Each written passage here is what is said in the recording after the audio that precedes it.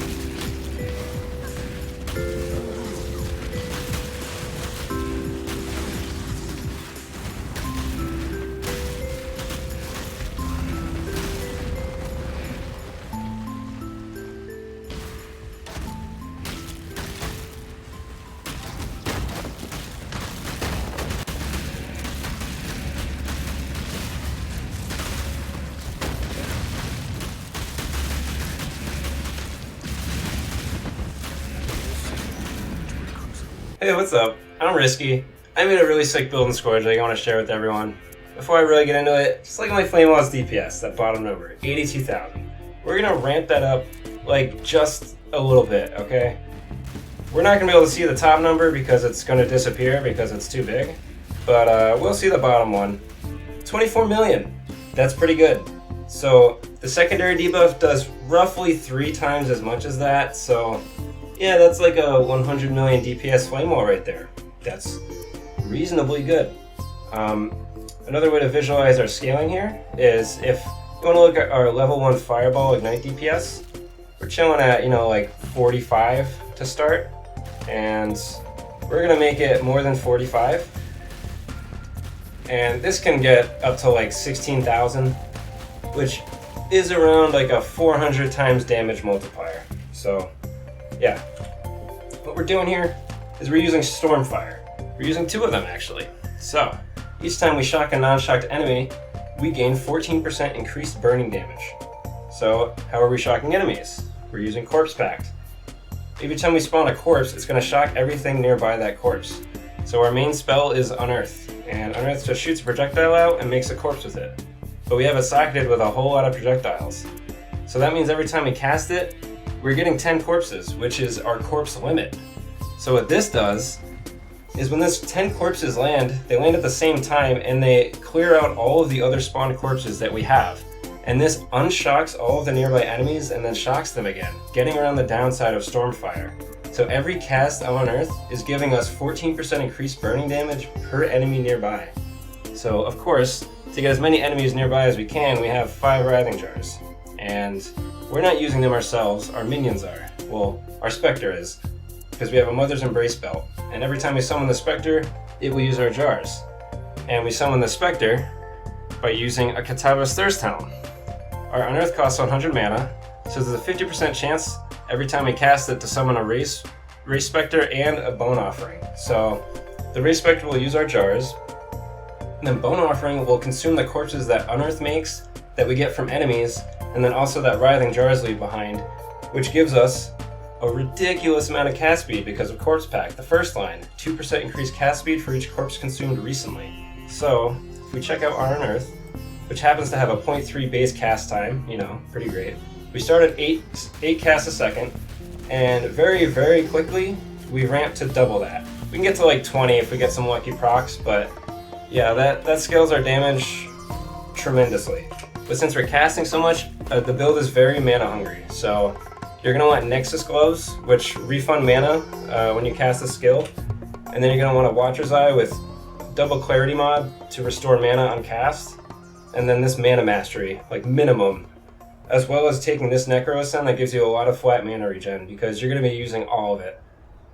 And the rest of our gear isn't really important to the build, it just gives us damage or resist or whatever. But we have a Can of Kuamak with plus the support gems, fire damage multi, and cast speed. And that's socketed with Flame Wall, Control Destruction, Awaken Burning Damage, LE Focus, and Swift Affliction, along with an Empower. You don't need any of this fancy stuff. I was on a 4-link dealing 20 million DPS pretty easily. So, then we have Nexus Gloves with some life and resist on them. Boots with Onslaught on kill, some life and resist. And then our Amulet is a +2 gems with life and resist, but you can use it in Presence with like Despair on it. I used that for a while and it's pretty good. And then we have a Brass Dome as well because the item was cool, I wanted to try it out. And we ended up getting a 30k armor and some good resists. We're just using Clarity, Vitality, Defiance Banner, and Determination. Our Determination and Vitality are in our Helm because it has plus to Aura Gems, and we don't need to cast anything else with Catavas.